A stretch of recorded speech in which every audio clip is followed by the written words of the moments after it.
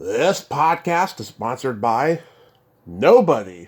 Hey dudes, this is Juliana Donald, Jenny in the Muppets Take Manhattan, and you're listening to Tommy Throwback Kovac on Splat from the Past. Fun fact, Tommy is a Muppet. You poke his navel and he giggles like the Pillsbury Doughboy. Hey dudes, welcome to Splat from the Past, the only 80s themed horror and sci-fi show where things can get totally radical. Well, how about the election votes, huh? Oh, fuck. Fucking bullshit. However, I am remaining hopeful that something will happen between now and January. Something, anything, I don't know what. I don't even want to think about it right now. Now today, I will be welcoming the multi-talented Terri Hardin Jackson. She is a puppeteer and she is a designer of many awesome things at Disneyland, such as Splash Mountain when it was still there, Captain EO. She did puppetry for Jim Henson on the Muppet Movie celebrating its 45th anniversary. She was also a demon dog in Mr. Stay Puft and the library ghost in Ghostbusters celebrating its 40th anniversary. She was Sean Young's body double in Dune. And she just did a lot of puppetry stuff for like the show Dinosaurs, the Flintstones, Viva Rock Vegas, Mars Attacks. Lots of great stuff she's done in her career. Very eclectic stuff. And it's going to be a great conversation with her today. I cannot wait. Yeah, like I said, don't give up hope, people. Something good may come out of this clusterfuck election that just happened, and it will be in our favor, the people who voted for Kamala. We shall see. Also, happy birthday, Stephanie Dees, the cute little mean girl penguin in Halloween 4, The Return of Michael Myers. She was supposed to come on yesterday, but we're going to reschedule for another time to come on and nerd out. Happy birthday, Steph. I hope you have a blast. So yeah, here is my interview with Terri Hardin Jackson. Hey Terri, welcome to the show. How are you today? I am good. Thank you. Thank you. Absolutely, this is such a great honor. Thank you so much for taking the time today. Well, Tommy, your email was amazing. Oh, thank you. I've been told. I've been told. I giggled when you said you'd seen every movie. Pretty much. I have a I was whole like, I have a whole do VHS people try and library. test you on that? Oh yeah. Do people try to say, okay, what about You Never Can Tell? Oh yeah. I have over 2,000 movies in my personal library, and before the internet, oh my god, people were quizzing me all the time. Now everybody can find this stuff out on the internet. you Oh. know. Well, I love the statement. I thought it was like, okay, like Minnie said, it spikes interaction, Yes. which is great, even if they're just testing you. Well, what about this movie? What about this movie? Yeah. You know, So going so back it's cool. going back in time, I heard you say in a previous interview that your mother was a watercolor artist. Did she instill a creative urge in you to pursue the business? Honestly, I think it happened very young. My mom and dad said I pretty much started sketching out of the womb. Mm-hmm. So I came out drawing pretty much. Um, Being mixed races, my father soon saw that this was a great way for, if I ran into adversity, to channel um, Mm-hmm. into my art. Also, I was one of these precocious kids that have fork, find a light socket, and fun ensues.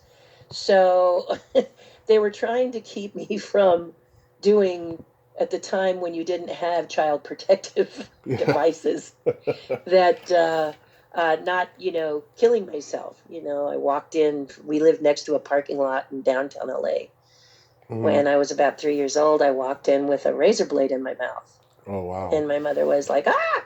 And I have a scar from it from back that time. She I tell the story and to people about, I came in and I'm, oh, it hurts. And my mom looked and went, blah, raced me to emergency and they pulled it out. But I have a scar on my lip as a result. So my parents were desperate to figure out how they could take care of this child who seemed to want, to be curious about everything. And my dad realized that if they invested in paper, I stayed in one place. As long as the paper was there for me to draw, they could keep me in one spot. So that's how it started. Oh yeah, that happened with me too. Chewing pre-chewed bubble gum, burning my finger, burning my finger on the car lighter. I know exactly. Gosh, yeah.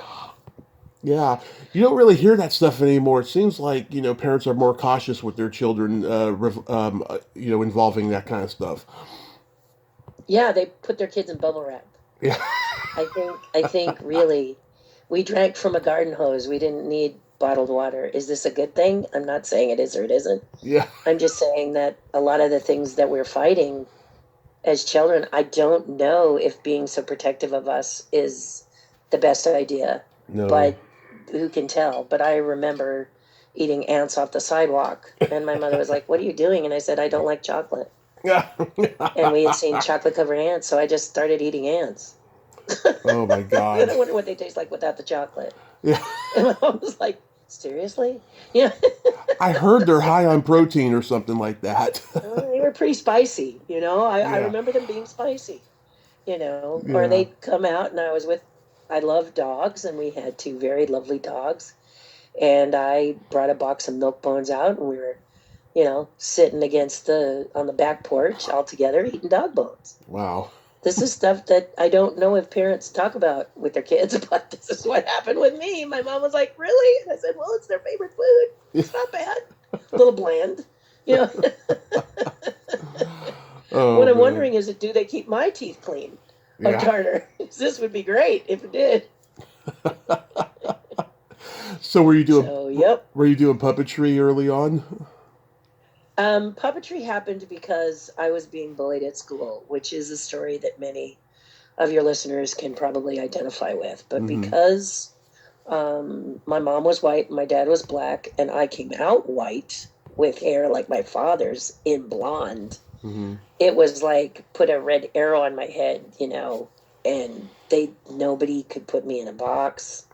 They couldn't understand what this dandelion girl who was built like a Q-tip and had hair coming out like a flame. They kids would just poke at it and prod at it and tease me and do all kinds of. So I was watching Sherry Lewis, and she was talking to Lamb Chop, and I pulled out some things and made myself a lamb chop, and my therapist was born. I would sit and talk to Lamb Chop about things that I just didn't want to worry my parents over. And, and that's how my puppetry started, was I just talked to my Lamb Chop. And then from there it grew and grew because people saw the Lamb Chop and said, "That looks just like Lamb Chop." I think I was about 7 when I made it. Wow. So, but I just lost my father a little over a year ago, and before he died, he said, "We never worried about you, Terry. It was your little sister." I have a little sister who looks black, and so together, when we would walk down the, if we were walking together, people would say, "Which one of your sisters? Which one of you is adopted?" So you'd say, "Neither one of us," and they would look at you funny, because this is 1957, 1960s. When there were still segregated water fountains. So my dad had to be very careful about touching me, his own daughter, because he was a black man. Yeah. And he could have been arrested or shot. So we had to be very, very careful if we were in public. Just a lot of stuff that he was trying to keep me from being judgmental about, not faulting people. When we moved into the San Fernando Valley, we were the first black family to move into the San Fernando Valley, and they didn't want us. And my dad was like, "Lead with tolerance, lead with tolerance. They don't want us because they don't know us. Once they get to know us, if we put our best human forward, they'll understand, because a lot of times, at least back then, and I've found it with people nowadays, there's a lot of people who are white that just want to ask questions of someone who's black, but they're fearful of asking those questions. And that makes me someone they can talk to, someone they can ask. They can ask questions that would be rude or inappropriate. But I've not, I've seen it all. So I will say, just ask me a question. If it's inappropriate, I'll tell you. Yeah. I'll say, well, that's usually inappropriate. I wouldn't be asking that of this, Yeah. But I just had a woman who was black who was dying to ask me questions. I said, I can feel you wanting to ask me something. And she said, I don't know if it's appropriate. I said, you ask me whatever you want. I was born this way because God needed a liaison because especially in today's world where, someone gets a hangnail and they get all upset. It's racist. Oh, I got a hangnail right now. It's pretty painful. So oversensitive. I'm sorry. I think you're being oversensitive. I've been through this on both sides. And if you lead with tolerance, your anxiety is going to be better for you. I'm not saying this for them or the people who are racist. They make it pretty clear when they are. But those who have made a slip of the tongue, or they've done something that they thought was a good idea and realized it was a bad idea, you just explain to them, because the N-word, the way it's thrown around in rap music, kids who listen to it aren't really told that if you're white, you can't use that word. They don't make it clear. They just get offended. It's like, how can people understand if you don't explain? Yeah. And then stop erasing our past, because those slave traders of the past will help us remember that there were slave traders, people who traded flesh. And we want to look at those people and go, we ain't repeating it. Yeah. We're not going to repeat this. But if you erase all of that, a lot of humans have a very short attention span, and they forget. And when they forget, they do things that they shouldn't be doing. Right. They do things because they don't remember that this was really bad. If they just looked at history is telling them, no, this is the wrong attitude, stinking thinking, stop. Yeah. But if you erase it all, then what do they have to study? What do they have to learn from? Yeah. Oh my God. So yeah. So after high school, did you attend college? Yes. But I was not super smart. I was clever. And I was also extremely talented as an artist. And I'm not saying that because I'm narcissistic. I'm saying that because I was told, if you're a unicorn, you have to identify it, or you're forever trying to deny it, and you look silly denying it. You have a horn coming right out of your head. Yeah, I know, but I'm not a unicorn. It's kind of what the analogy is there. If you are someone who can create things out of midair, and you do it effortlessly, and you do it with, you look at something and then you make something wild and crazy and phenomenally wonderful, whatever it is, whether you paint, you draw, you're a cleaner, you're a sculpt, whatever it is, you're a person who adds numbers in your head, whatever it is, that's someone who is an artist at what they do. They're passionate about it. Just own it. Because if you don't defend yourself, no one else is going to either. If you don't justify your own work, if you don't say to yourself, this is good, and if you don't like it, well, that's okay. Move on. Yeah. You didn't like my movie? Good. Bye. Move on. There's plenty of movies out there. Oh, yeah. So, and understand, a movie is a movie, a documentary is a documentary. So a movie allows the filmmaker to make what he or she wants. They can make it have a happy ending, Disney. Or they can switch things around, like in Bohemian Rhapsody. People are like, that's not the way it happened. It's not a documentary. Yeah. It's a movie. Yeah. Movies, they do what they want. And enjoy it for what it is. And then go watch the documentary or read the book. Because I think a good film makes you go, well, what's this real story behind this? How did they alter it? Right. And what is the real story? I'm curious about this person. I don't know this person. Let me find out about this person. And then you find out that they took some liberties, but It made you read the book.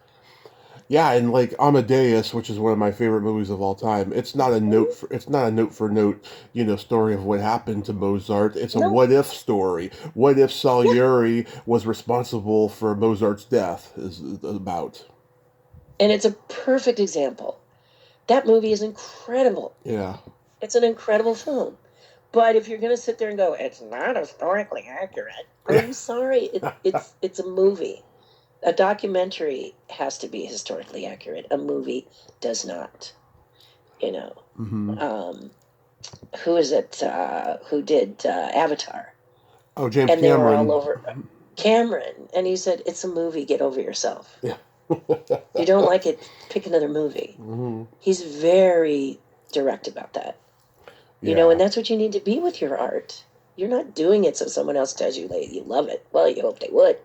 But the reality of it, there's all kinds of reason an artist creates. And most of the time, it's because we need to get it out and we want to express something in a different way. And you don't like it, move on. You do like it, yay for you. Yeah. Be Yeah. yourself and enjoy yourself, because art is such a blessing and everyone is an artist, I believe. You just need to find that which you I use to agree. create. Is it numbers? Is it cleaning? Is it, is it God? Is it, landscaping? Is it gardening? And, whatever, if it gives you great joy in what you're doing and you really do it well. I know a cleaning person that just is amazing. They clean like I sculpt, and it blows me Mm-hmm. away because I clean like I want to get to sculpting. Yeah.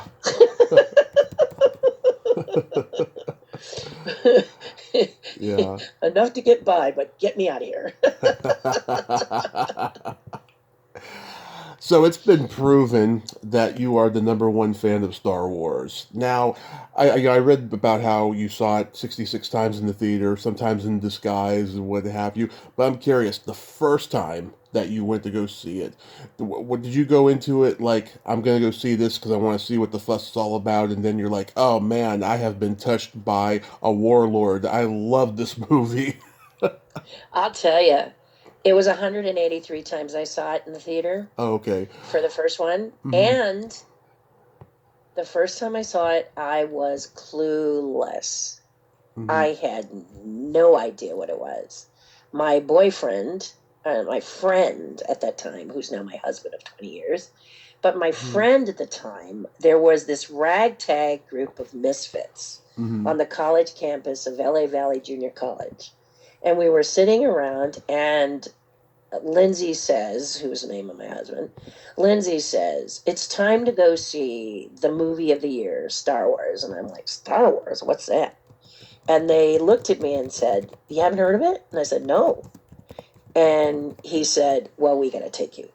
We got to take you to see this because we all think it's going to be amazing. We've been reading about it and blah, blah, blah. Mm-hmm. I said, I'm game. So we cut class. I don't advise people to cut class, but we did. And we went to Grauman's Chinese Theater, and there was nobody in line. First or second showing, I can't remember, but we walked in. And I will tell you something. The scene with Roy Neary and the room, the camera does that stretching Right. effect when the boy gets eaten. Yeah. In Jaws was me. Oh, The wow. chessboard sequence came on and I lost my mind. So for my friends who were all in the row with me, it was the battleship sequence, Mm-hmm. which was phenomenal. Phenomenal. The crawl, okay, decent. But when that ship came across, being blockade runner goes, and then that giant ship keeps going and going and going and going, my friends were losing it. Yeah. But me, it was Phil Tippett's chess sequence, and I went, oh my God, Yeah. I have found. All of a sudden in my head, my hobby is now a career. Wow. That's what it kept saying in my head. You don't have a hobby. You have been practicing for a career. And I was like, shut the front door. My heart beat. I broke out in a sweat. I couldn't catch my breath. I wish for everyone that they have this kind of an experience with a particular film in their life, because it changed my life. And my Yeah. blessing was that later on, years later, I did a little thing called Captain EO, and I got to Oh sit in yes. front of George Lucas, Oh take yes. his hand in mine, and say thank you. I So saw full show I for me. saw I saw Captain Neo at Disneyland when I was 6, and I was just so enchanted by it. And I saw it again on YouTube a couple of years ago, and I remembered like every frame of it, which is very rare for me. A lot of times, if I see things once and years later, I have to go back and watch it to remember stuff. But it's something that really holds up. It was, if you look at the list of my career, it's Hmm. unbelievable. It even I read it and go, I can't believe so much has been crammed in such a short time. Yeah. But anytime the door of opportunity opened, I went through it. I didn't think about, am I going to fail? I didn't think about, what am I going to do? I just went through it. And I believe that everyone did this. What I came to realize as I get older is that people don't.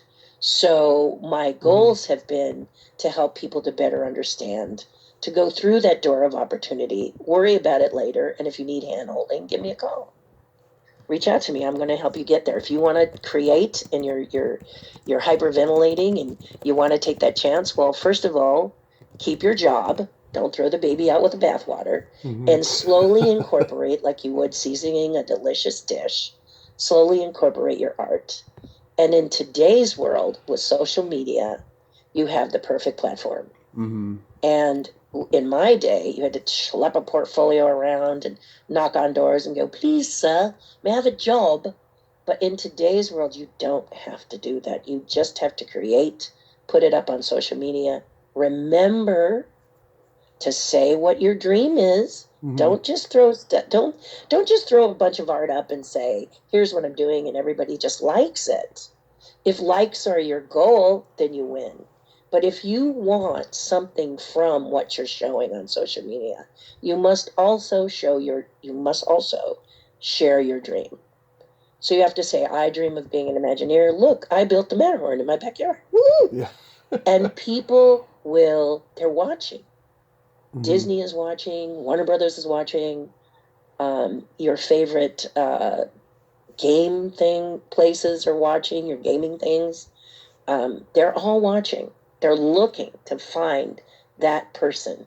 So if you share your dreams, the next thing is they'll contact you. They'll watch, and when they're impressed, and they will be, they'll reach out to you. But get with your Hmm. friends and make it happen. If you want to be an Imagineer, get together with your friends. And if it's a ride designer you want to be, a concept artist, then think of what you feel personally is lacking in a park with Disney, or a movie that you think that should be made, or whatever. And then get with your friends Hmm. and put it together and put it on social media. Disney will see it. The nice thing is everything's dated, Yeah. so you are protected. And the next thing, Disney will call you. I have a dozen friends that I could name Hmm. that have been called and contacted because they said, and then people I don't know that have just put it up there, and the person goes, hey, the timing can be right. Yeah. Like, what was it, Journey, the lead singer of Journey? The guy just passed, and this guy started singing on social media, and Hmm. now and then he became the lead, and he was like, what? He was 18 or something? Yeah. There's an example right there for you. I So saw don't them let yourself get in your own way. I saw them 10 years ago with that guy that replaced Steve Perry. He sounded exactly like Yeah. him. You know? I mean, come on. I can't remember whether I think it was an Instagram reel, but it might have been a TikTok where this guy puts people's pictures up and he does the impressions of their voices. Hmm. It was great. He didn't do them all lovely, but I'd say he hit 80%. That's great. I Hmm. mean, who knows? I don't know what he wants, but this is the thing. He doesn't say what he wants from this. He just Yeah. does it. And maybe that's all he wants, is to get a lot of views, get a lot of likes Hmm. for doing it. But honestly, you have to share what your dream is, what your desire is as you show it. And Hmm. and people will People will respond. They will. They want, yeah. When you were going to see the original Star Wars, did you do like the concert ticket, camping? Because those lines were so far around the block from what I've seen the footage, 1977, the Hmm. first show, nobody. But by that night, you couldn't get near the Chinese theater. We said to each Hmm. other, oh, we'll go back and see it again. Maybe we were dreaming. Because we had been so hungry in 1977. I'm whatever age I'm in. I'm in college, just brand new in college, and I loved science fiction and I loved fantasy. I drew dragons since I was a little tiny kid, Hmm. and the films that we got, the TV we had was Star Trek the original, which was phenomenal. But when it came to with you had 2001 Space 1999, but this was great, but it wasn't enough. And during the time Star Wars came out, the big thing was love stories. Love story, the way we were. And as a science fiction fantasy buff, you thought you were being stabbed to death. Oh no, not another love story. Oh, please. Hmm. Yeah. Stop. Please stop. Oh my gosh. If I see another love story, I'm going to throw up. And then Star Wars comes along. You walk in not really realizing, unless you're my other three friends, and all of your answers are all of your answers to all of your questions as a young artist. Is there a place for me in this world as a creative? I don't know what to do with the art I'm doing. I don't know what to do with the costumes I'm building. I don't know what to do with them. And then you sit down in Star Wars and go, check, check, check. So I would go into the theater and I would write down every name in the credits, because at that time there was no internet, there was newspapers, Hmm. something with ink that you got thrown on your doorstep. And so I would comb the papers and I would look for these names, and then I would go down to where they were speaking and I would ask them questions. And one of the first people I met was Rick Baker. Hmm. And he was down at USC and he was giving a talk. And after the talk, all I wanted to do was talk about Star Wars, but I didn't want to. I mean, many questions were about Star Wars, but I waited until the whole room cleared. And then I said, Mr. Baker. And he said, what? And I said, how do I get to do this for the film industry like you're doing? I'm not interested in makeups, but I build costumes and I sculpt and I this and this and this and this. And he says, well, the first thing you need to do is document your work. And I pulled up my portfolio and I zipped it and I said, like this. Hmm. I'm a kid still. And Hmm. he went, holy crap. And I said, I've been doing that since I was 8. I've been documenting everything. He's like, oh my God. And I said, how do I get to do what you do? How can I make it happen? And he said, you just have to keep doing what you're doing and talk to everybody. He said, like me. He Hmm. said, I don't have a name to give you, but I can tell you a few. You've got that list of people. Just keep going down that list. Someone's going to need help. I don't need help right now, but someone's going to need help. And sure enough, I just kept hitting it and hitting it and hitting it. And then I would go to conventions and talk to people at conventions. In fact, I used to fight with Mark Hamill before Star Wars, a little bit before Star Wars, over posters, and then I realized he was in the movie, and I said, "Where have I seen this guy before?"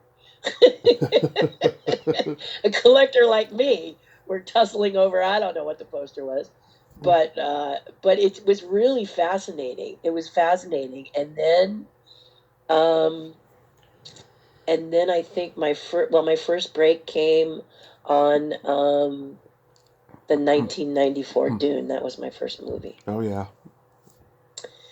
And a friend of mine said they're looking for foam sculptors over at Don Post for a movie called Dune. You should take your portfolio over there. And when I did, they said, oh my God, how long have you been doing this? And I had done it because I couldn't afford clay. I had watched all these people do these movies, but I was sure they did clay, then they molded it, then they painted it, and they put people in these suits. Mm-hmm. But what I didn't realize is that foam sculpting was an art form that they were finding was more comfortable for the actor. It breathed more. And so they were looking for foam sculptors, soft foam sculptors, like your couch stuff. And he saw my portfolio and he said, well, we're not starting yet, but I'll take your name. And the Clarks were known. Bob and Kathy Clark were the top foam sculptors in 1983, 84. Mm-hmm. And so they were going to head the project, but later on they left. And by the time I got on the project, I was one of the top foam sculptors, and it was a dream come true to come and make all those still suits. And Wow. I took molds of the actors, so I took molds of Sting, I took molds of Max von Sydow, I took molds of Ken McMillan, the Baron. Mm-hmm. I did his body cast, Yeah. Sean Young's body cast. Stunt doubled for Sean Young. She sat in a trailer while I ran around in the desert. Oh, I heard she's a playing force the of nature. I was the only one who could fit her costume. Yeah. So they said they flew me down to Mexico, and I ran around in the hot, awful desert while she sipped a cognac in her trailer or whatever. Love it. But I loved it. I was young. I was silly. I was crazy. And I really enjoyed doing all of that. Yeah. You know, and now Dune is getting tremendous appreciation. Well, yeah. Because back in the day, some people said I didn't think it was that great. Yeah. But now I realize what they were saying. I realize what people saw back in '84 that I did not see. Well, you had the remake a few I'm years seeing it ago now. that got Best Picture, and William Hurt did a miniseries remake in the 2000s. So I kind of think the original is a little bit more accepted now just because those remakes were more successful, Yeah, you could be right, but I think really what it was, we had Frank Herbert standing right next to us Mm-hmm. in the studio. I mean, I got to meet the author. I read these books cover to cover, and there he was standing there. I remember standing there going, I feel like I should pinch myself because I can't believe you're standing right here. And he was like, I have to have this movie be right. But what really the people were saying who saw Dune, because Raffaella Di Laurentiis was the problem for that movie. Mm-hmm. We were supposed to do movies like they're doing now with Dune, where you get it broken up into a couple of segments. He was promised the first one would be would be two parts, Mm-hmm. and then the others would be full movies. But Raffaella said, "Oh no! I mean, hours and hours and hours were on the cutting room floor." And you can see that from a guy named Spice Diver. Mm-hmm. There's a YouTube channel, Spice Diver, and this person found the footage and has a 3-hour version of the 1984 Dune that is amazing. It's nothing short of amazing. And every time I watch it, I go, I don't know how he got that footage, but that's the movie David Lynch wanted right there. This is the movie this is the homage to Frank. This is the movie. It's amazing. This new one, they're too human. And the Harkonnens are terrifying in the book. And in this movie, they just lie around in black oil, and that's not scary to me. I look at this guy oozing black oil, and I go, and this is scary. They're just not the bit that we love the ornithopters. Mm-hmm. We thought those were amazing in the new movie, but we're like the old movie has. When you see the Harkonnens, you are disgusted. Yeah. They are just slime, creepy. Mm-hmm. And this whole essence that they take from, they are just terrifying, just like the book. So all of a sudden I realized why people like the 1984 Dune, even though it was in its Swiss cheese version. Mm-hmm. It was the characters they had read about come to life. Whoa. Yeah. I didn't see that before. All I saw was that Raffaella had made cliff notes out of a movie that was supposed to be, Yeah. and Frank was devastated, and that was hard to watch. But Yeah. now, you've got this on YouTube. I don't know if it's still on YouTube, but Spice Diver, gosh, guys, you love Dune. You want to see a full version, 3-hour version of the 1984 one. Yeah. Check that one out. I actually It's did. beautiful. I did see it years ago. Yeah, on DVD. It looked great. It's incredible. Yeah. That Spice Diver was amazing. I mean, that's exactly what I'm talking about. He wanted the full movie. He made it. He found the footage and he did it. That's what you can do now with social media. You can get out there and do it. You don't have to wait for permission anymore. Someone to deem your idea worthy. Was Get up, get out, do it. was, Prove that you're worthy. Prove that you can do it. Don't wait for someone else to tell you. was Dune filmed at Pinewood Studios? No, we filmed it here. We filmed it right here in parts of it were in Pinewood. Okay. Okay, but what we filmed with the still suits and everything was Mexico and I want to say parts of it were Warner Brothers studio, but it wasn't Warner Brothers at the time. I think it was the Columbia Studios because I did Ghostbusters after Dune, and it was the same studio. So it was stretched. It stretched across. So you had the major part of it at Pinewood, but we also had a lot of it done at Warner Brothers, which was Columbia at the time, and then a huge amount of it was done. We flew to Mexico. They flew us to Mexico. Yeah. And they paid all those extras in shoes. Yeah, I don't doubt that. I'm sure they had peanut butter and jelly for craft services for them. So some sets have done that, which is disgusting, I think. It's appalling.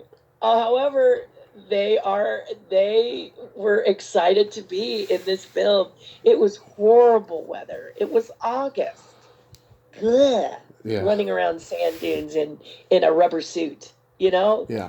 And you wish that it would, they worked like the actual still suit at the time. But you want to lose weight, man. And if your weight's water, you're not going to have any by the time you're done. Yeah. So, but it was an amazing experience. As tough as it was fun. Yeah, because it's funny. Pinewood Studios had Supergirl and The Neverending Story at that same time, and they were both expected to be huge business, and ironically, they weren't. And now they're cult favorites. But like that was an interesting year for like epic films being made, because a lot of them just didn't. A lot of them just didn't catch on at the time, but then they did later. Well, they were so diverse from what people were, love stories to science fiction. Are you mad? And yet we were all so hungry for it. All of the misfits, all of the ones who weren't the popular people, all of us. Yeah. Who weren't known as the popular sector of people. We weren't prom queen. I mean, there were probably some prom queens that liked Star Wars, but at the time, that was not us. We were the ones off in some corner, putting chemicals together and blowing stuff up. I don't know. We were just people who were just doing all of this wild, crazy art. And I say it was the years of practical effects. Yeah. So we were like in a VW van, and here we are doing Dune, and everybody say, well, Dune is winding down. Let's jump in a van and drive down to Marina Del Rey. They're hiring for Ghostbusters. Let's see if we can get some work there.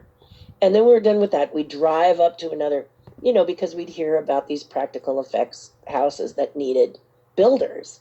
And there we were building. And while I was there for Ghostbusters in Marina Del Rey for Maxella and for Stetson Visual Arts and wherever else we were doing, they needed puppeteers. He saw that I was a puppeteer, and he said, do you think if you're in the dog that Sigourney Weaver turns into, it'll be more feminine? Well, I said, yes. Of course. Did I know that? No. Yeah. I love Ghostbusters the same way you love Star Wars. It's my nerd domain. Like I grew up having a real Ghostbusters lunchbox. I had a toy proton pack. I drank Ecto Cooler. I'm a huge Ghostbusters guy. Oh, what a fabulous movie. And I say to people, we worked so hard. It had to be done in such a short time. Yeah. That we worked so hard. We worked so hard to do it. And I kept asking, is it funny? Because I don't read scripts well. So I kept saying, is this funny? And they'd say, hilarious. And I'd say, really? And they'd say, yeah. And I'm like, Oh, that's wonderful. Mm-hmm. I had no idea it was going to be the hit of the summer and continue to do for people what it does today. The Yeah. joy that I get when I see someone 5 years old dressed up as a Ghostbuster or an adult dressed as the Marshmallow Man. Mm-hmm. It gets you. It gets you. You can't help but it to get you. You know, My all over the world they have these Star Wars teams. Ghostbusters all over the world. What are they? Germany, Switzerland. mm, Where else are they? They're everywhere. everywhere. It's, It's it's cool. It's a worldwide phenomenon. And my brother was Mr. Stay Puft for Halloween in 1987, and I was Pee Wee Oh, I love Herman. I was Pee Wee Herman that year, right? So a year later, I start kindergarten, and I bring pictures in for show and tell from that Halloween. Everyone thought I was Mr. Stay Puft because I grew, over the year. Because it. Mm-hmm. I have a rare growth disorder called Simpson-Galabi syndrome, and I got my vaccine shots not long after that Halloween, and I felt a little hurt by it that they thought that I was Mr. Stay Puft because my brother was bigger. Oh, But yeah, I mean, that was an '80s Halloween if ever there was one. Me, Pee Wee Herman, and him, Mr. Stay Puft. yeah. And it's still today. Last year, my neighbors all came as Ghostbusters, hmm and he had built an R2D2 unit, and the R2D2 unit had a sheet over him. He was the ghost. And it was hilarious. They came to be sure, they made sure they came over to my house to show it to me, and it was hilarious. hmm Or people who have the little strollers, or hmm their scooters all, tricked out as the Ecto One or whatever. hmm It touches your heart every time you see someone just going gaga over a movie that was fun for you to participate in and fun for you to be a part of hmm and is the gift that keeps on giving. I was glad when the Demon Dogs came back in Afterlife. When Paul Rudd's at Walmart and he sees the dog eating Kibby. Yeah, That was hilarious. it all of it is, people said, have you ever asked to be in any of the sequels? I said, my agent has tried to say, hmm she could be as simple as one of the, she could either be a ghost or, she could operate one of the characters. But a lot of the stuff now is computer generated. So Yeah. it's very, very different world. But when it's practical, I love being I was around at just the right time. I said, sometimes you just feel you're at the right place at the right time. And Yeah. all of these wonderful practical effects that I got to be involved in were spectacular. Billy, who plays the Marshmallow Man, hmm had designed it at the studios, and he built a prototype and was walking around in it. hmm And then he called me and said, "You want to help me build this thing?" I said, "Yeah." And off we went. There were 18 Marshmallow Men, 3 heroes, which means the zipper was in different locations to make him look seamless.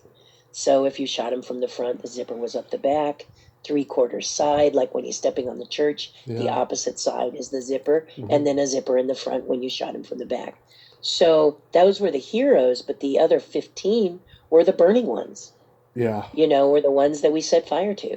And it was wild because you had Joe Viscoso, who's no longer with us now, as I understand, hmm um, who won an Academy Award for Independence Day, hmm and it was the fire effects. So you got people you'd say, "How did you get into pyrotechnics?" And they said, "Well, if I didn't get into pyrotechnics for the film industry, I'd be an arsonist." And you, well, glad you're in the film industry. Oh man. Phew, dodge that bullet. Is it true? So into fire. These two people, we used to have, Richard Edlund would have Yeah. chili cook-offs every Friday, and we made a salad in a 2010 Planet. So we tipped the planet over. I can't remember what planet it was, but we filled it with salad, and then I built these little marshmallow men out of marshmallows. And Joe Viscoso and Thane were in a corner, and Eric Fiedler, all three of them, lighting marshmallow men, like with a lighter. So yeah, they were terminally fire people. Yeah. Is it true that you were an extra in the 1976 King Kong? King Kong, yeah. And that was like, if the paper says needed, everyone in Southern California, come, dress warm, we're doing a scene. We're going to be in a movie. Can you find us? No. But that was a wild thing. That was a wild thing. That thing would break down, Mm-hmm. and they covered it with yak hair, Oh, God. the big one Yeah. of that era, and it got fleas.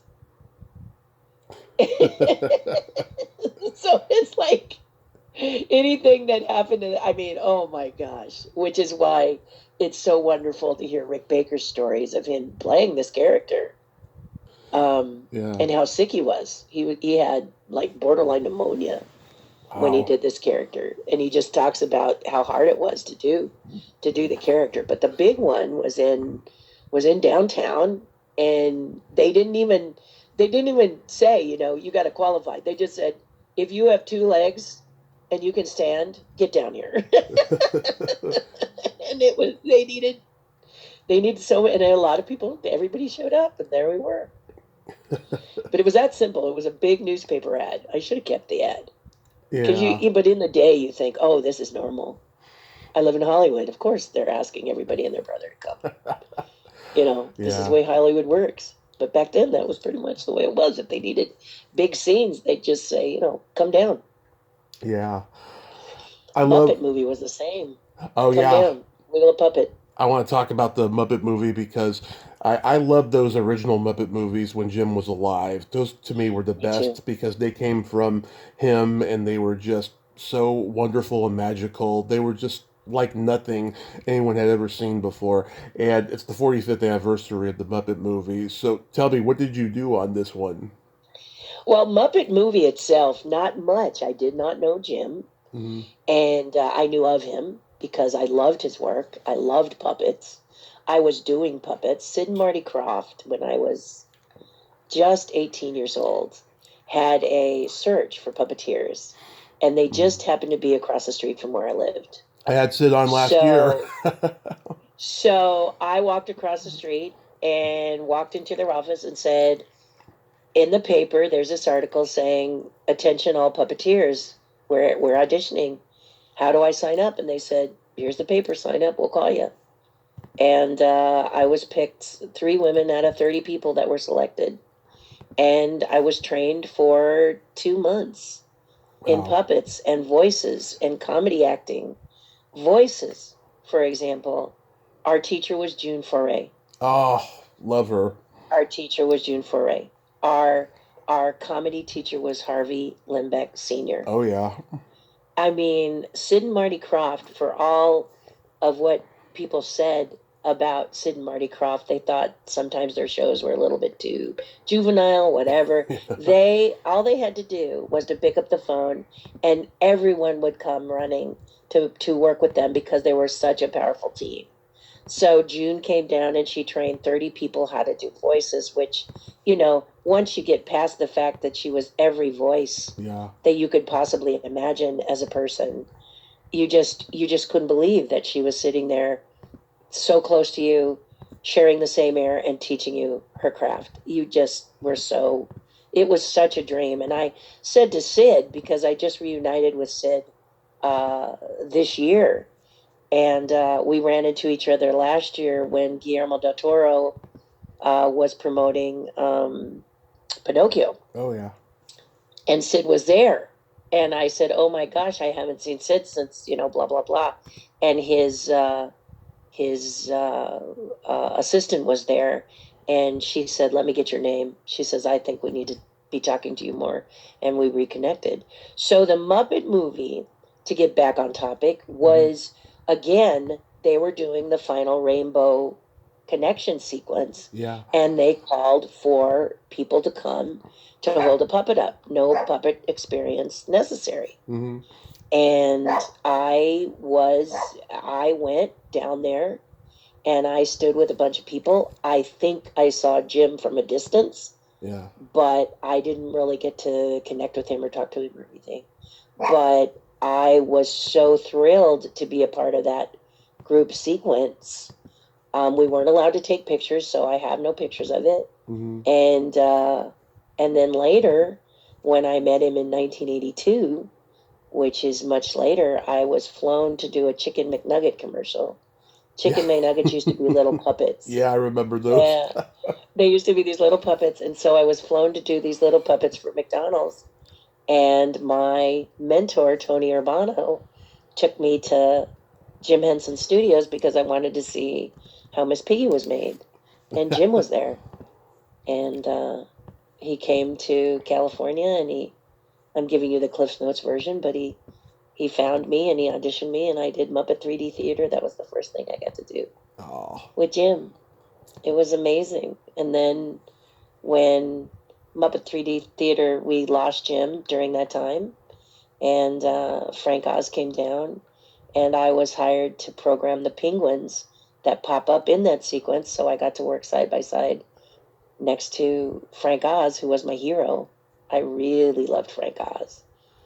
And so I got to work right next to him and some of the key people of Muppets to make those penguins come to life. Mm-hmm. And when we demonstrated for Disney, I got to be Sweetums, I got to be Bean Bunny, I got to perform all of them for the bigwigs at Disney. And then it went to Muppet 3D Theater, and now you can see it in Walt Disney World. It's left Disneyland, but it's still in Walt Disney World, and it's a joy to see it, because that was when I really connected with everybody. And then Dinosaurs, I was with them for 5 years. Oh yeah, I've talked to So Stuart I've been Pankin. a Muppeteer for a long time. Yeah. Stuart, I just reconnected with Stuart at an autograph show in June. We talked about Dinosaurs and how fun it was. Yeah, and God, Jim got a lot of great people to do a puppetry on the Muppet movie too. Young Tim Burton was there. He had legends like Ralph and Bruce Chassé, Don and Ruth Gilpin, Steve and Sally Hansen. I mean, it was like a real family thing that he got going there. What's amazing about Jim was that he was so driven, and yet he wasn't driven by the things that the industry was hoping he'd be driven by. Mm-hmm. That's what was so lovely about him, was that, and so sad about him, because Sesame Street wanted him to say it was Sesame Street. Nope. Muppets went for 10 years, a little over 10 years, and he's like, okay, we're done. Top show. Yeah. And he walked away from it. I'm done. I want to do something else. Yeah.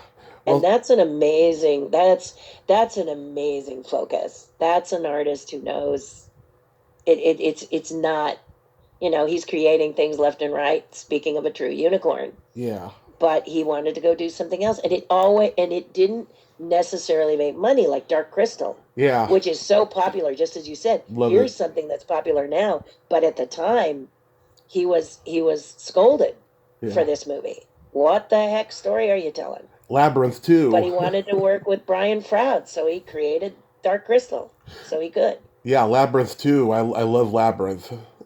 Yeah. Movies that people went, what? Yeah. But that was him. He always wanted to do, he was a creator. And that's one thing that, Disney and Henson both suffer from this. They kind of turn themselves into work for hire. Mm-hmm. And that's not what you do. Disney creates, and Muppets, Henson created. Yeah. They created. They didn't say, Henson, to make this, to do the movie, Henson's for hire. Come hire Henson for your movie. This was not what Jim did. Yeah. Jim did not say, come hire me for your movie. Jim said, I make my own.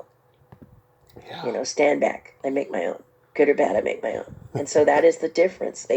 Henson became a work for hire, and that's always a challenge, when Disney used to do their own thing. Even if it was fairy tales that they wanted to interpret their way, they did their thing. It's not like Fear now we're copying our own stuff by doing live action from things that are animated. Why? Live Yeah. action Lion King, please. There's no such thing. Yeah.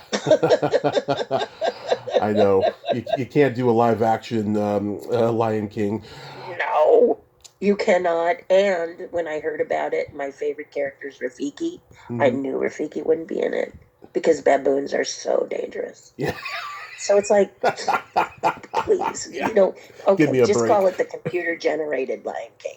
Just call it what it is so that people, when they go see it, you know, and if it doesn't make sense to you, it's because animation has the freedom of writing their own, telling their own story. You cannot make animals do what you want them to do. Yeah. Animation, they can do whatever you want. So you know, I just don't understand. The only live action I have enjoyed fully has been Cinderella. Yeah. I thought Kenneth Branagh's Cinderella was amazing. I loved it. I think it's a great thing to watch the animation version of Cinderella and then watch Kenneth, and then, you know, your icing on the cake is the Leslie Ann Warren version that I saw as a little girl, which is my favorite when it comes to Cinderella. But now the stuff that they're doing, and then this Snow White. How do you allow an actress to badmouth what put Disney on the map? How do you allow this woman to open her mouth? I said to myself, you've got to be kidding. They just paid you boodles of cash and this is how you treat them? I don't understand. I don't understand your behavior. I don't get it. And I will never get it. Because how dare you? You know, and I think this is the major problem, is that everyone is like, how dare you? You know, you don't know what you don't know. Go back and watch it again. And try to watch it at the time when people were just blown away. The room stretching for people when Walt showed them Snow White is the same for us for Star Wars. My moment was Star Wars. But everyone else on the planet, when they saw Snow White, after seeing gags and bits and cartoons, they actually got to experience an animated film. What was that like? How did that feel? My favorite adaptations of fairy tales was always the Shelley Duvall's fairy tale theater ones. Yeah. Yeah. But when, you know, do you know the books Walt's People? The books Walt's People. That are written. Yeah, it's called Walt's People, and it's shoot, I'm so bad, and I really should say his name because this guy has done like 29 volumes, and they're amazing. They're amazing, but the fun ones are books 1 through like 5. Half if not all the people that he interviewed are dead. Yeah. But they worked on Snow White, and they talk about what it was like to work on Snow White. These are interviews that this guy has collected, and they are nothing short of incredible. This book series, one of the things about knowing Disney people that is such a blessing is that you can find one who has a taste for history, and it can be always different. It's always different. Someone likes the books, someone likes Imagineers, someone likes animation. I'm coming in here because I have to get this guy's name because it's offensive that I can't remember it. I am offending myself right now because I can't remember this poor fella's name. And it's too high for me to. I have a volume here I was reading. Yes, Rocket, my dog, is like, what are you doing, Mom? What is happening with you, Mom? Okay, name Walt's People by DDA Getz. DDA, 1,000 pardons for me not remembering your name. But DDA Getz, he compiles. Sometimes he does the interviewing himself, but volumes 1 through like 28, I think, are out now. Right. He has other books that are incredible too. But the reason I knew nothing about these until someone reached out to me and said, I've been asked to interview you for volume 29 or something. So I'm going to be in one, which is a tremendous honor. Nice. And so, but I started reading them, and then I started collecting them, because these are books that should be handed to actresses like this Snow White lady, so that she can fully understand what Snow White truly is. Because if you just watch it and you're too young to understand the magnitude of it, then this will help you understand the magnitude of it, because you're taught listening to people who actually were there. Right. And that's my favorite way to learn history, is to learn history from people who were there. When they talk about, what it was like. Did you? This is cool. Did you design Gallagher's muscle suit? Yeah, but it wasn't his muscle suit to begin with. He saw it and fell in love with it. My friend and I, Lynette Johnson and I, did a muscle suit for, I can't remember what it was for. It was some throwaway commercial. And Gallagher walked through and saw it and begged us to build one for him. So that's how we did it. And he got more mileage on that muscle suit than that commercial ever did. Yeah. It was absolutely... Yeah. We saw it in a magazine one day, and then they said, oh, he's got this comedy routine in Vegas where he talks about buffing up, and then, so I went to Vegas and saw it, and oh my gosh.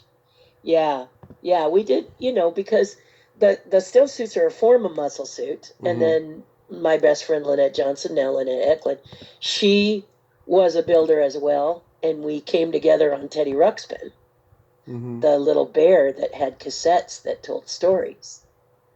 Do you remember him? Oh, of course, Teddy Ruxpin. Oh my God. I remember it must have been the early 2000s. I was watching one of those VH1, remember the 80s little docu things, and Teddy Ruxpin came up, and there was a few people that were saying, I always thought that doll was evil, underneath the happy exterior. Yeah, they're thinking, it's like a little Chuck E. Cheese in your, Yeah. Yeah, well, I just had a fan write me and say, can you tell us stories of Teddy Ruxpin? But I was brought in to build a couple of characters, and that's where I met my best friend, and we've been friends ever since. But she was doing, they did a TV show around the character, and there were these little, she knows the names of all of them. There's like Grubby, and there's like all these, she knew all the names of them. And I was sort of assisting her in building them for this little TV show that was to promote Teddy Ruxpin and to get people excited about Teddy Ruxpin. And so, yeah, that's where we met. Yeah. And then she went on to Universal to do Thundercats, the walk-around characters for Thundercats, the Meat Creek characters. And she was working, I wasn't working with her, I was working on something else, can't remember what it was at the time. And she said, I'm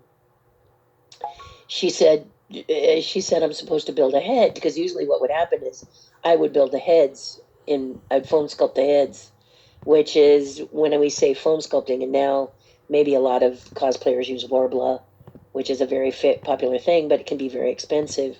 Whereas we used a thing called L200, and you put it together like you would a pattern of a shirt. So if you pattern out a head or a face, like you take a pattern of a shirt, sleeves, front part, back part, but you do this with the head, you can build just about any size creature that you want to, and it's very, very lightweight. So as long as it's taken really good care of, it's a great way to build monsters for yourself, especially if it's going to be like for a costume thing or whatever. They hold up very well, and you can cover them in all kinds of ways, make them look very realistic. It's a great technique. So she would build the bodies, and I would build the heads. And so she got on Thundercats, and she realized that Universal was asking her to do the Thundercat heads for the walk-around people. And she's the girl that was in charge was showing her how to build a head, and she came back and she called me and she said, I'm miserable.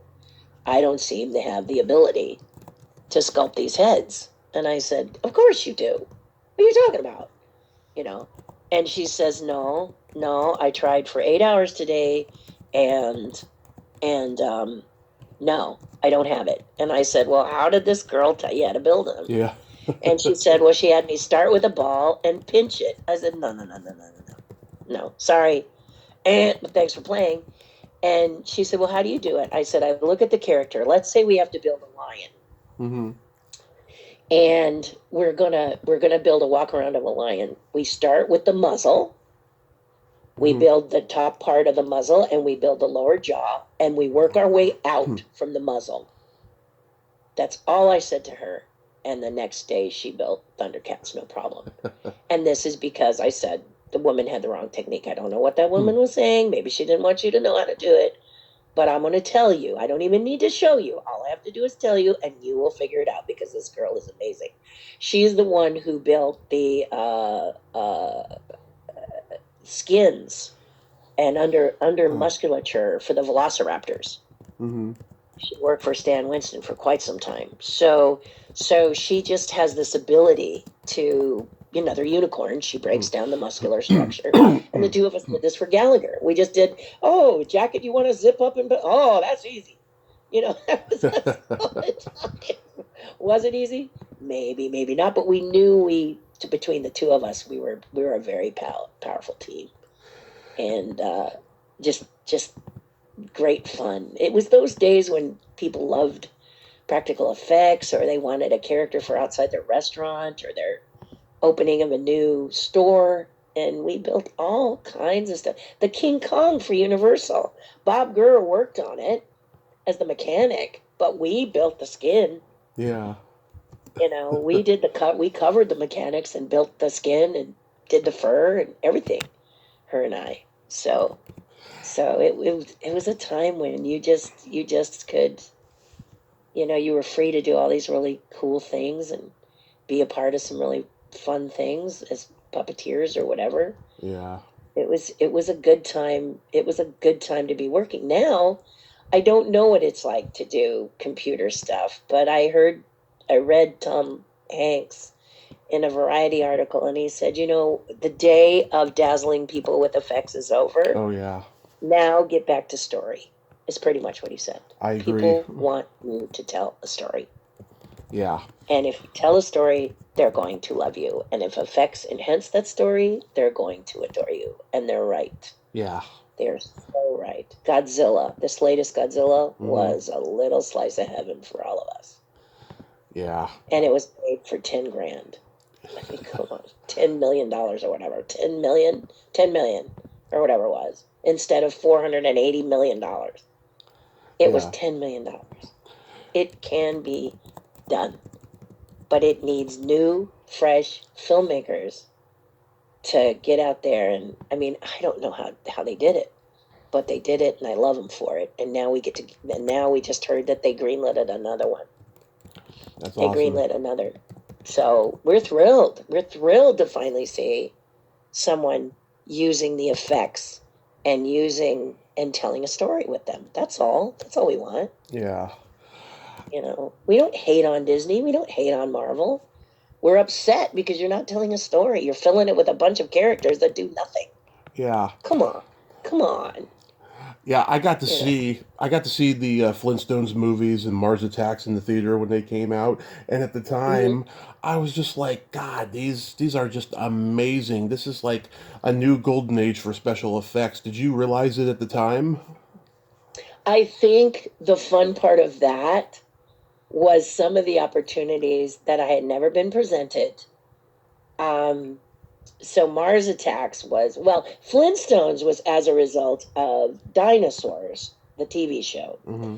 I was Team Baby Sinclair. I was Baby's Arms. And every year, Brian would call you on the carpet and kind of sit with you and say, how do you feel as a puppeteer? What are your goals? Where do you want to go next? And he would say to me, he sat me down one time and he says, look, Terri, you don't seem to have any ambition. I said, I do. And he says, but you don't have your own character on Dinosaurs. I said, I don't need my own character. I'm Team Baby. That's the best character of the whole show. and I'm on that team. I'm more than happy to be a part of those components that make Baby work. And he says, yeah, but everyone else is wanting their own character. I said, Baby is my character with John and Kevin. This is what I need. And I said, Brian, my love, what you're not understanding is before Henson came to town, meaning the West Coast, Yeah. I always played leads. Whenever I got a puppet show, I was always cast as a lead. And quite frankly, leads can be very boring.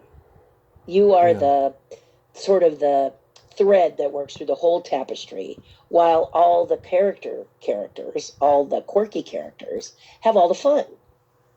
So if you look at Kermit the Frog, he's a fun character, but compared to Gonzo and Fozzie and Dr. Teeth and Janice and Animal, he's the straight man. Boring. I mean, Jim loved playing him, but I always wanted to be those characters that were the salt and pepper people. Yeah. And I'm that way as an actor. I much rather do the salt and pepper people than to be a lead. It takes a lot to be a lead. A lead must carry the film. And it's not always a fun film to be the lead. And so I said, you know, I really like these characters on the side, Brian, and now I get to be Baby's arms. And it is a fun, quirky character that doesn't need to carry the show. He often was a major part of the show, but Baby always could be silly and funny. And we did all this crazy stuff with this character. We did music videos. We did interviews. We did the 20th anniversary of Walt Disney World. We got to do all these things that many of the other characters didn't get to do because we were this interesting, silly Baby character. So I said to him, I will never give up Baby. I'll have to be torn from Baby because this is exactly the kind of character that I love playing. And so he said, so what your point is that you're not egoless. You're just, you know what you want to do. I said, really well. And I said to him, and so he said, well, okay, I'll have to think of that. So then he put me on Flintstones because he wanted to see if what I was saying was the truth. Was I really doing that, or was I just trying to keep my job? You know, was I a puppeteer who thought I was, B-list, trying to act A-list, or was I truly A-list? And so he put me on the Flintstones, which was a joy because I was Dino's paws, I was Dictabird wings, again, assisting a lot of these characters, but I had a blast doing it. I was Garbage Disposal Pig. Yeah. I wasn't inside the pig, but I did the facial expressions for the pig. Just character after character in Flintstones was a joy, and I was a lead on a lot of them. So Brian soon realized that I was telling the exact truth. But again, all of the characters in the Flintstones were supplementary. There was no lead puppet character. The lead was Fred. They were actors. So I got to do all these salt and pepper characters. It was just, I had the best time. And then they do a sequel. And I got to be an octopus, and I just had a blast. Yeah. It really is. It's a dream career. It really was a dream career for me. I mean, now puppeteers are saying, we don't get the opportunities that we get. But I told them, just wait. Because either you do a show yourself with puppets, or just wait, because the effects are great, CG, but an actor doesn't act really well in a green environment. So if everything is done CG, the acting is kind of lackluster, because they need something to react to and act off of. So when you combine puppets and practical with computer generated, you get a really good your stew comes out delicious, like Iron Man 1. Yeah. Which was practical pieces mixed with computer generated.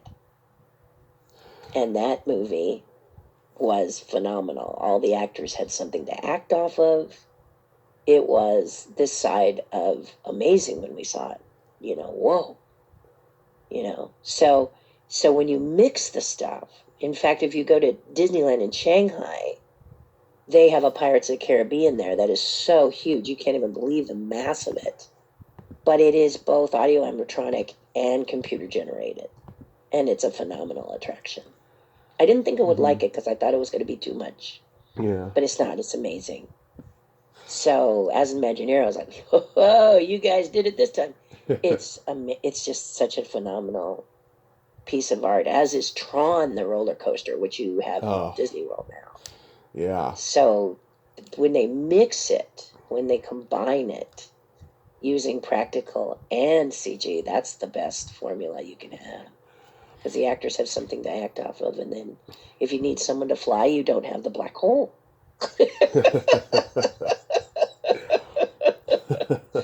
Ay. There's a movie that needs to be remade. Oh, yeah. God, think about if it was made now, it probably would be a big hit now. Yeah. Yes, because they could fly their characters. I always think about that. Think about movie. If you want to remake a movie, think of some of the ones that were just driving you crazy when you saw the wires and everything. Oh, yeah. Unless it was Team America, where it was important to see the strings, which was a wild movie in itself. So my favorite ride at Disneyland when I was a kid was Splash Mountain, and I haven't been back to Disneyland since '91 because I don't have kids, but I love that ride. Just the idea of going down a roller coaster and getting wet was just, I loved that concept as a kid. I wish they had kept it, and just like, if they want to get rid of the Song of the South theme, they should have made it like, I don't know, a Mickey pirate theme or something. But like when you guys were like building it, like, did you know that it was gonna catch on?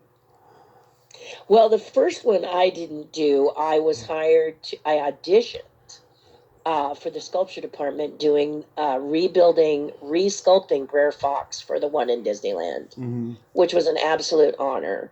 I loved doing it, but it was really pressure. So I was told to sculpt it, and then I bring it in, and then I had maybe a team of Imagineers that were all around me. I'd say maybe about half a dozen, who asked you to sculpt certain areas of it again, and had clipboards and graded you on it. So you want to talk you want to talk pressure. I was like, oh my gosh, what is this? But luckily I had a performance background, so I was like, no problem. Yeah. If you want me to, jump through hoops like a circus dog, I'll do it.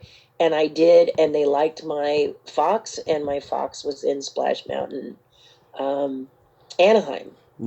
But then I was hired to do Splash Mountain Tokyo, which either they still have it or it just closed.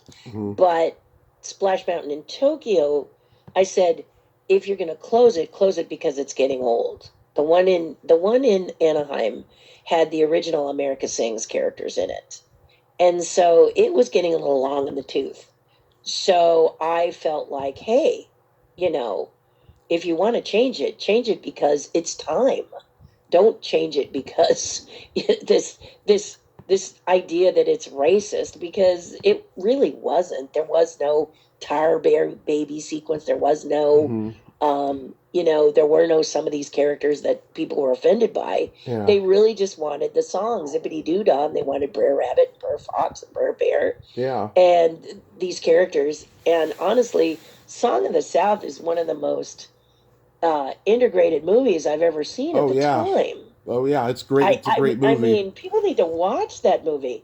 It is not a racist movie by any means. Not at all. It's now, if you're a person of color, you may not like that the characters that these people played. Right. But then again, you and I have just discussed this. Right.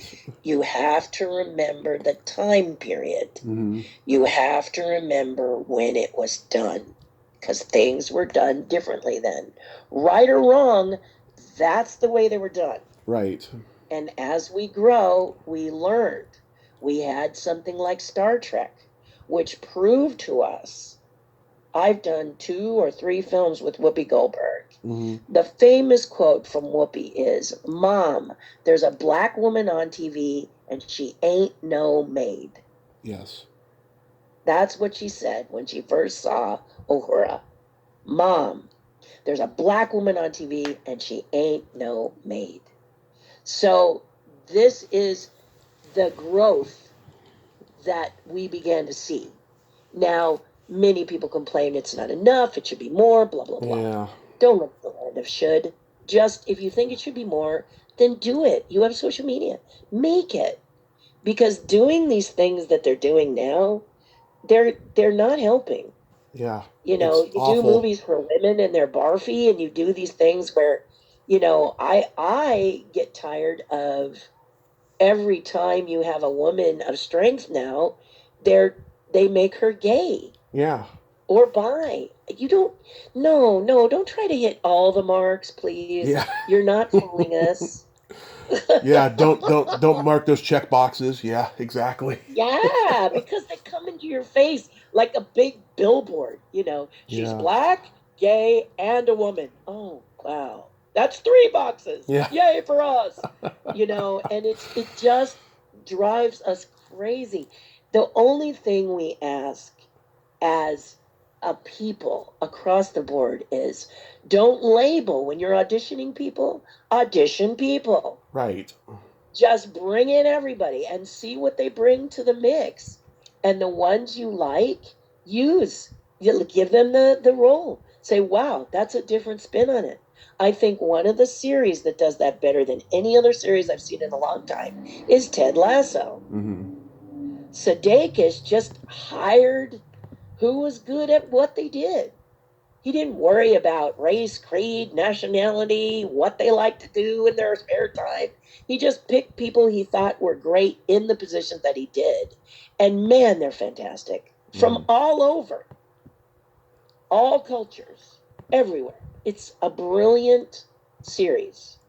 And it is remarkably written, beautifully acted, wonderful to watch. And the other thing that he did that I will always be grateful to Sudeikis for is he understood the special abilities of these performers and he incorporated it into the series. And I think that's like getting free animation. Absolutely. You build yourself a costume and you get a little free animation, and that's your gift. The gift of some of the things that these people can do. He didn't just ignore it and say, stick to the script, sister, stick to the script, buddy. You have a cello, you have a bass player in there, you have a woman who sings like nobody's business. It just is so amazing when you see all of the little nuances in that series, because this man took enough time to find out what those nuances were. Mm-hmm. And for 3 seasons gave us nothing but joy. Just great series. And I almost didn't watch it. I get screeners because I'm an actor. Yeah. And when that screener came, I said, ugh, soccer. Ugh. And then I watched it and said, shame on me, man. Yeah. So. You played Annie Oakley on stage in Annie Get Your Gun. Was that fun? Not in Annie Get Your Gun. I played Annie Oakley in a Western reenactment. Oh, okay. I appreciate you saying that, but I made the costume, and I had a rifle, and this group, Western reenactment, and I had a horse. I had all the components. So they said, why don't you play this character? And I was like, you're not expecting me to load the rifle. And they're like, yeah! You're not expecting me to shoot the guns. Yeah! And I was terrified of firearms. I'm a sword and blade person. But I was like, oh my gosh. So a rifle was okay. Rifle was okay for me. And so was Annie. I was pretty convincing. But I played this pioneer woman and I made my outfit. Won first place for the costume. But I played this pioneer woman whose husband is kidnapped. We did shows like at Colton and at Bishop on the Mule Days. We did these big, lavish productions with horses and wagons and all this kind of stuff. It was a lot of fun. But I played this pioneer woman who gets a hold of a gun, and I'm going to go after the guys who kidnapped my husband. And the gun does a black powder flare. Have you ever seen that? I don't know if you've ever worked with a black powder gun, but if sometimes they just choose to have that. Anyone who's done reenactment, they know what I'm talking about right now. It flared up. I about had a heart attack. Mm-hmm. when it happened. I tried to keep my composure, but afterwards I did not want to have another gun in my hand. I was like, not that kind. No, no, no, no, no. Ah. It scared the crap out of me. Absolutely. Because what happens is the black powder lights in all chambers and it's like a fire. You're Yeah. just like, ah! I tried to be composed, but I was not happy. Yeah. It just said, you try to do the best you can. So now, with what's happened on that movie, with Oh, Alec where Baldwin. the That Alec Baldwin. cinematographer was it that was killed? Yeah, Alec Baldwin. Yeah. Yeah, the Baldwin film. Mm-hmm. We just saw a movie called. I mean, it's been a while that this movie's been out, but I'm sure you've seen it. Called um, what is it called? It's anyway. The reason I bring it up, it's called Nobody, with the guy from Breaking Bad who Oh, played the lawyer, I haven't seen it. Odenkirk. Odenkirk, have you seen it? Odenkirk. Yeah, Bob Odenkirk. He's great, but no, I haven't seen the Yeah, movie. and it's called Nobody. You got to see this movie. All the gunfire is done with computer. So the Mhm. actors get to act, but they never had firearms on set. Nice. They had the guns, they just didn't fire them on set. So it's all acting. It's very cool when you know the secret, which is why I'm telling you the secret. Mm-hmm. As you watch it. Now, is it perfect, according to my husband? Not necessarily, but it's still cool. It's still really cool. And God bless a production for doing that. Yeah. It just takes all of the out of the equation. Takes all of the any crazy person, anybody playing silly with real guns and stuff. Takes it all out because there is no ammo at all on the set ever. Wow. So if you get to see it, it's really cool. It's really, really cool.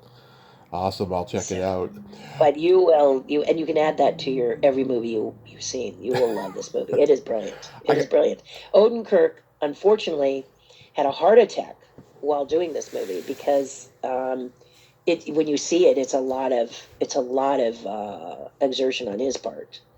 So he ended up, having to take a break and then come back to it. But it's brilliant. It's a brilliant film. So much fun. Yeah. So, you have anything upcoming you'd like to mention? I am building. Yeah. Let me say that over again.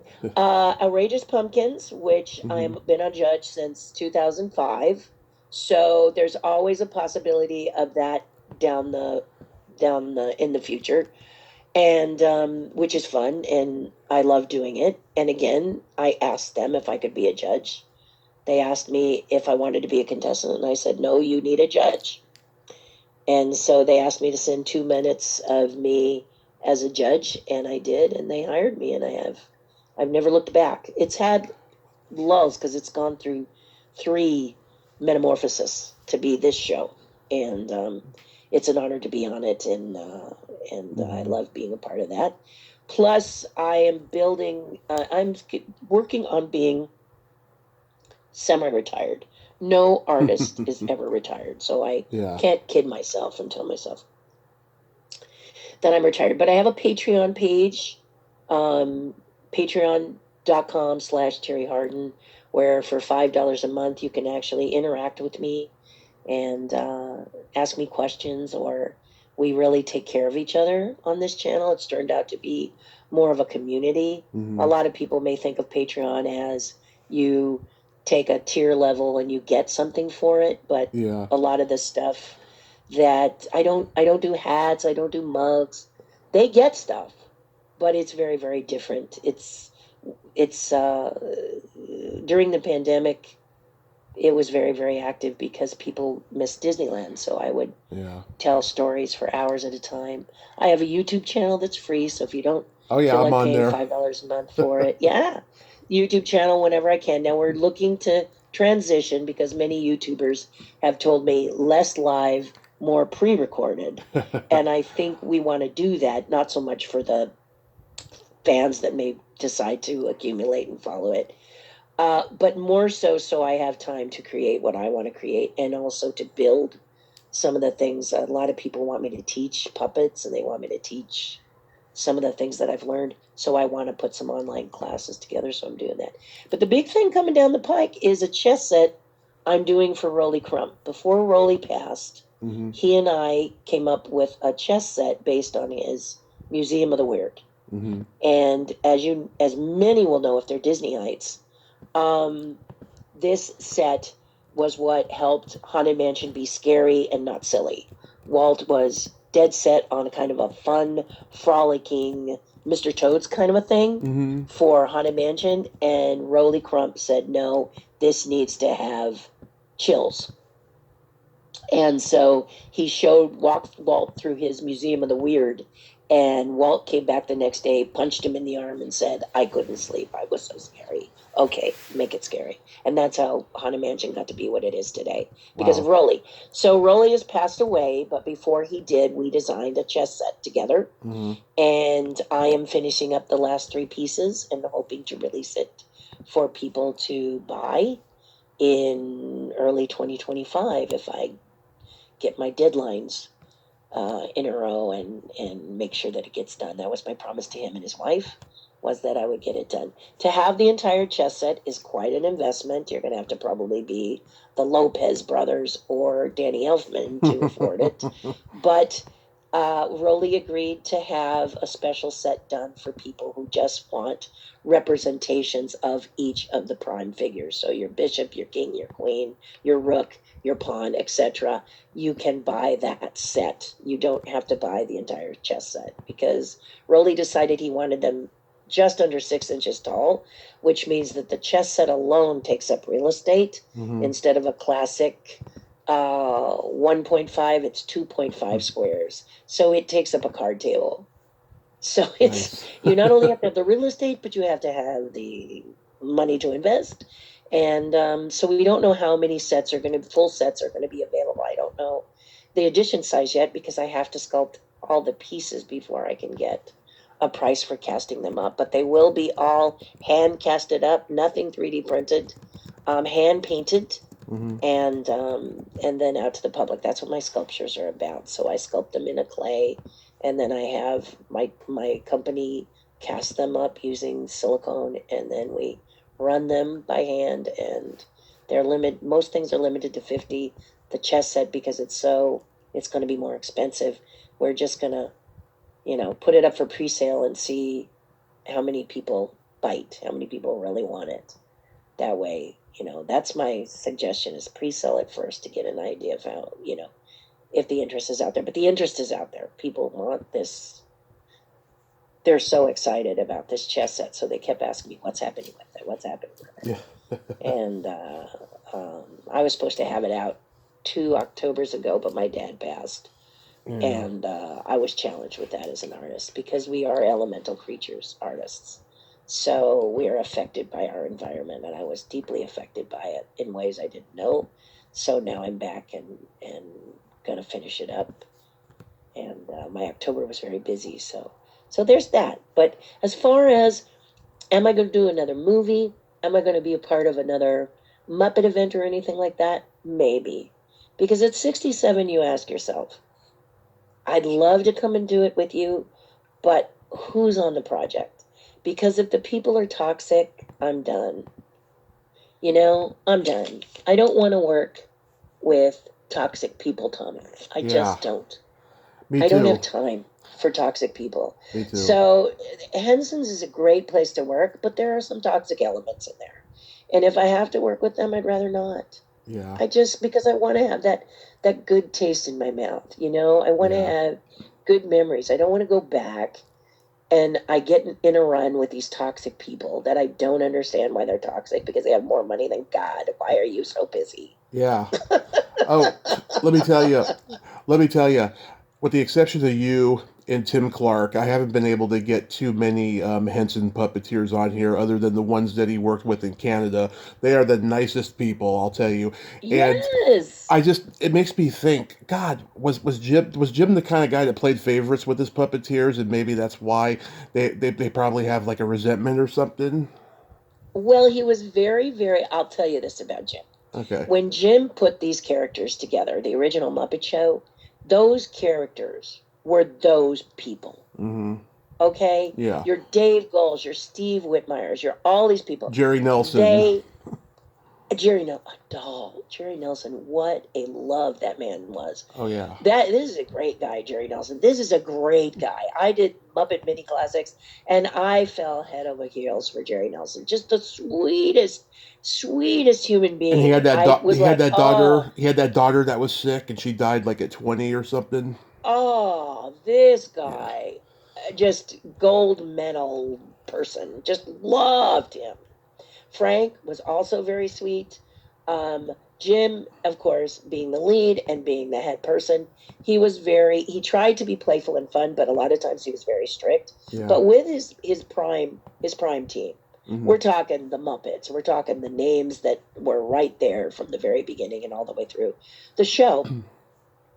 They used to, whenever he was interviewed, they used to stand behind the cameras and make faces at him. And he would tolerate it for a little while, but then he would go, "Okay, guys, cut it out. Get out of there." Because puppeteers, we live under the floor. We're weird. Puppeteers are very odd people, so you've got to remember Yeah. that this is what we're like. So, but when Jim stole Muppets to Disney, Mhm. Disney is a different cat. Yeah. And they started immediately to have open auditions for sound-alikes. And this with Jim was never done. Mhm. He never did it. He never allowed it. Your character was your character. And that's the way it was. He did sit with Steve Whitmire and say to Steve Whitmire, "If anything ever happens to me, I want you to be my Kermit." Wow. And the day he passed, we were doing Dinosaurs, a day that shortly after he passed, and it was a shot that was heard throughout everywhere. We couldn't breathe. And we're doing Dinosaurs, and we're doing Switched at Birth for Dinosaurs, the green baby and the other baby, right? We did these two baby characters. And he was under the floor. Steve Whitmire and I were under the floor because Steve was playing Aubrey, and Brian was playing Baby Sinclair. And we had a break, and a lot of times we took the break underneath the 4-foot floor. So they said to Steve Whitmire, "I've got the Kermit the Frogs here. Your first fitting. Do you want me to send them down under the floor? You want to try them on?" And Steve said, "Yeah, sure. Send them on down." And there were 3 Kermit the Frogs in a box. Mhm. And I remember Steve putting one on and operating the character for me. And I got so choked up. And then Steve said to me, "Do you want to try it on?" And I was like, And he said, "No, go ahead, try it on, see what you think." I put it on. It was like wearing someone else's underwear. Not that I do, but it was so uncomfortable. I'm telling you, Tom, no, Mhm. no, Steve, take it off. Please, God, this is not me. This is not mine to do. And I remember just feeling so strongly about that. Whereas, as you and I have just discussed, now it's a free-for-all. Mhm. In fact, I'm going to say on your show that I love this puppeteer who plays Kermit, but Mhm. not as Kermit. Yeah. I mean, of all the people that can do Kermit the Frog, he cannot. Mhm. He cannot do Kermit the Frog. I listen to it and I go, "This guy's incredible. Why did they give him Kermit the Frog?" Because he cannot do Kermit the Frog. Yeah. There are so many people that do a fabulous Kermit the Frog that work in that corral of puppeteers. Why did you give it to this person? Because this person ain't got it. Shit. He doesn't have it. And I don't understand why they gave it to him. He's brilliant, but not as Kermit. Mhm. That's all I'm saying. And someone needs to tell him the truth. Because we saw, what was it, Muppets Haunted Mansion? Mhm. Kermit was terrible. Yeah. The show wasn't great, okay? But still, you know, you like I said, the lead character is your foundation. It is what you build upon. If that doesn't work, the whole thing crumbles. And so, so it's stuff like this. It's stuff like this where, like you said, you run into these egos, you're having trouble getting these egos, and you say to yourself, "What's the deal?" I don't know, Tony. I don't get it. Yeah. I don't understand. These people have a lot of money. They're doing very, very well. Why are they behaving? And I'm not saying everyone, Mhm. but some of these people just behave so poorly, and you're just going, "I don't know what's up with them. I don't get it." Why are you not kind and nice and friendly? Yeah. And they might be friendly to fans, which is where they should be, absolutely. But Mm-hmm. when you're working with them, I know people have told just, me that Sherry Lewis was a monster. well, I guess maybe when you were working with her, I worked with her a couple times and had a great time.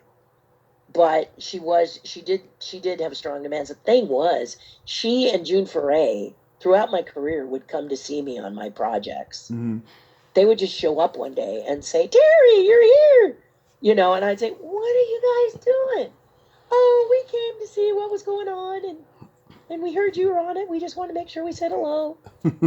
My whole career, June Foray, I'd run into her and run into her and run into her. And it was just amazing. I'd do something for Disney, she'd come and see it. June, Terri, whoa! It was wild. That was really wild. But Sherry was focused. The woman had over 11 Emmys. Mm-hmm. She was amazing puppeteer creator. She was just kind of like Fred Astaire, I think, where they're focused on their craft and it's their name up there. So I think we would all be like that.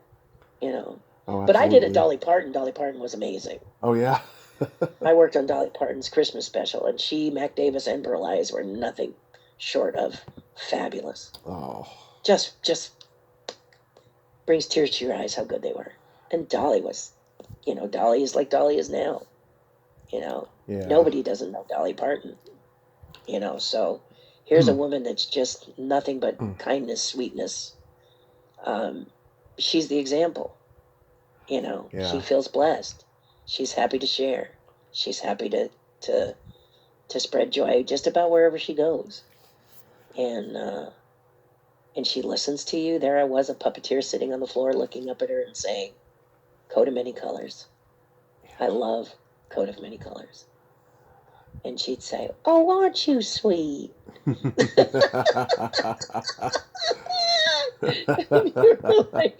could have thrown her nose up and walked past, but not Dolly. She, when you have more time, we'll tell you Dolly Parton stories. But Absolutely. they were great. It was great to be, for one of the first things I did as a puppeteer was to be able to act opposite her. Just lovely, and when you work with so many people that are so lovely, Michael Jackson was amazing. Mm-hmm. What a wonderful time to be with these huge heavy hitters, and every one of them. I also learned that dancers don't get fed enough because they're always hungry. Mm-hmm. The craft service would go, "Heads up, dancers are coming." Everybody would clear craft services, and when they were gone, it was like locusts had gone through. I said, "Don't they feed these people?" It was wild. But they'd go, "Look out, dancers are coming." So real quick, we gotta play my secret silly game. This is a series of silly slumber party questions. It's no win or lose. It's just pure fun. And how the game works is I ask you the question, you answer it, and then you ask me that exact same question and I answer it. And feel free to comment on the answers because they might be funny. Okay. Terri, are you ticklish? Yes. Tommy, are you ticklish? Oh yes, but if you tickle me without warning, I might hit you in the groin.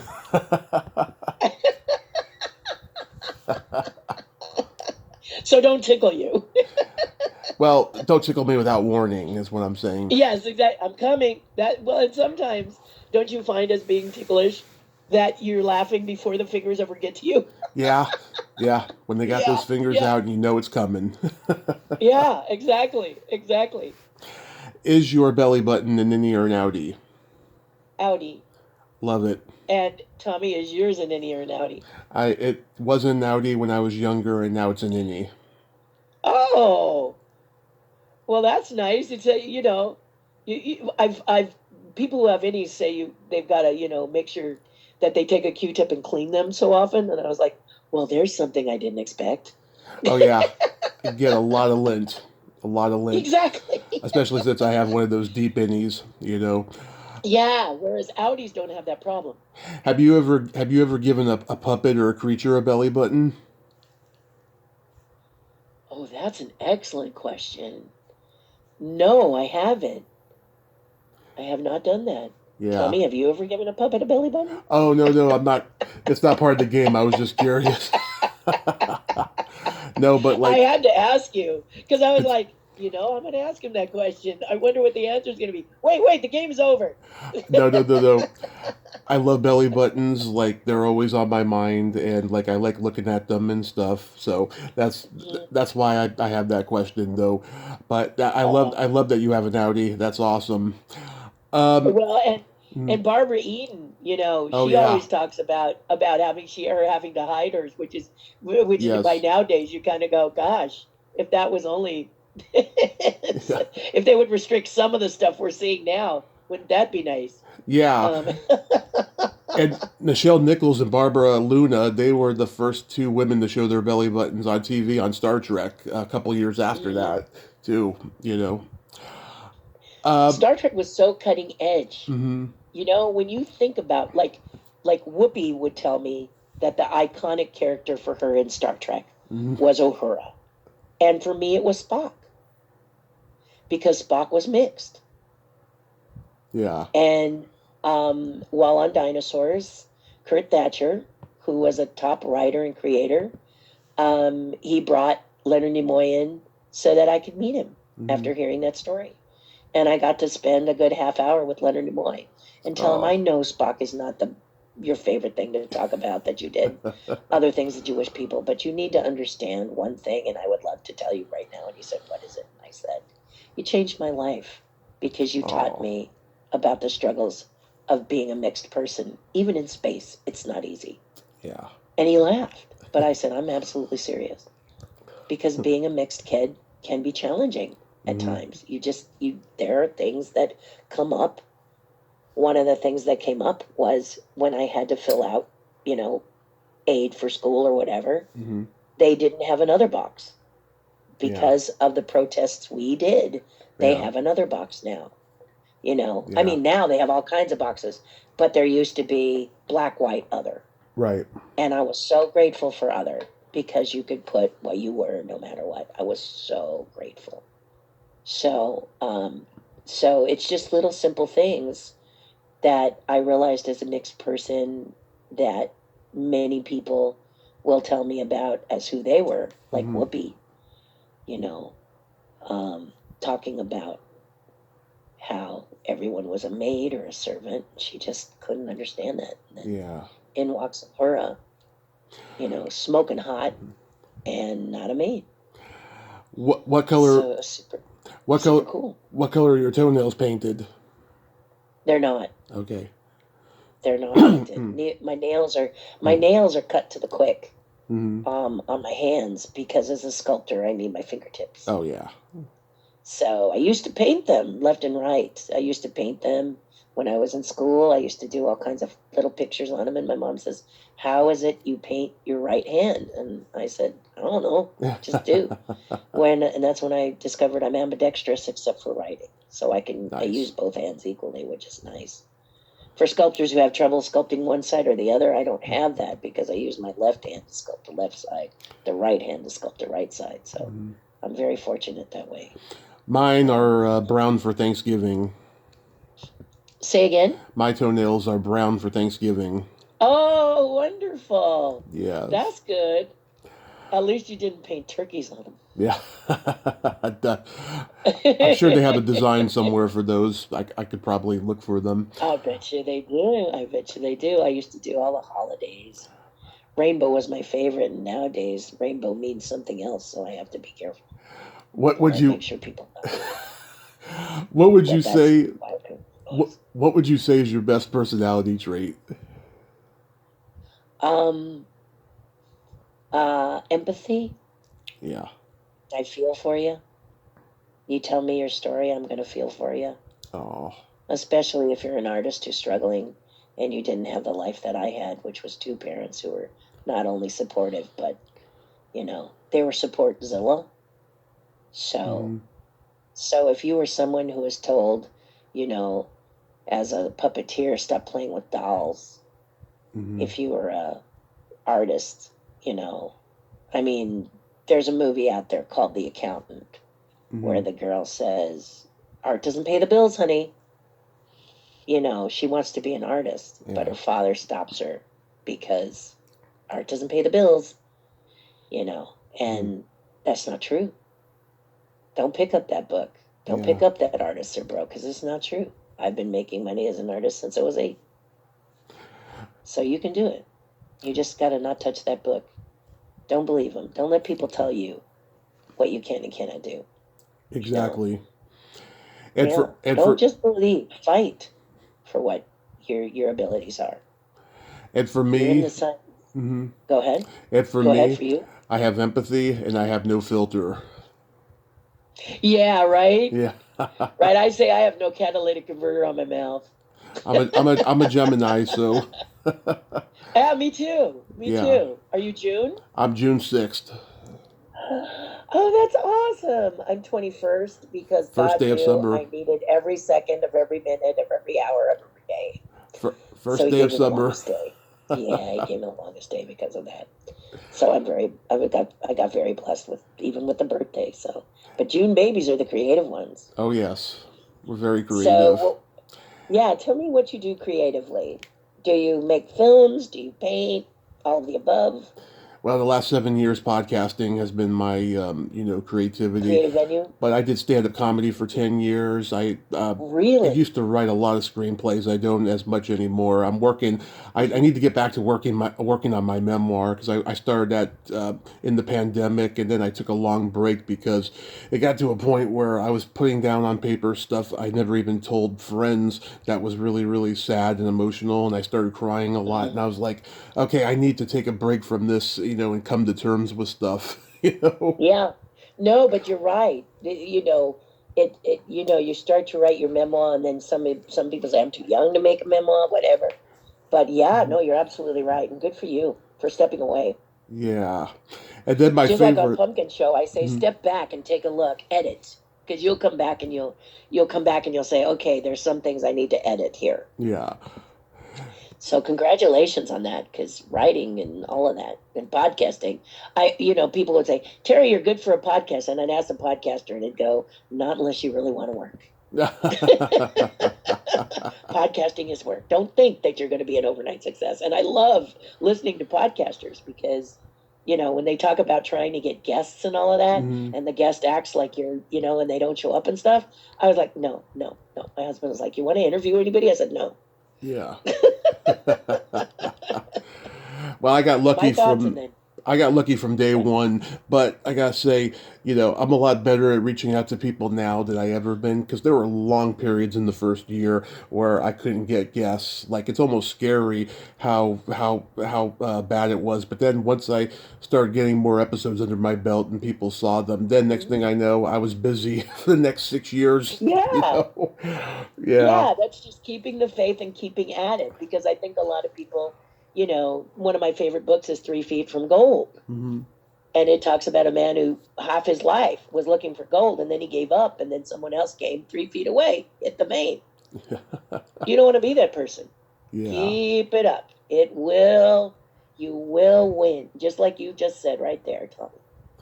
You And will win. In the oh, beginning, no guess, no guess, no guess. Now, it's low hanging fruit. Yay for you, right? Because right. you kept at it. So you're an example for people as well. Oh, And this is what we need to be. We need to be the best humans we can be and set examples for people on how to be a good person.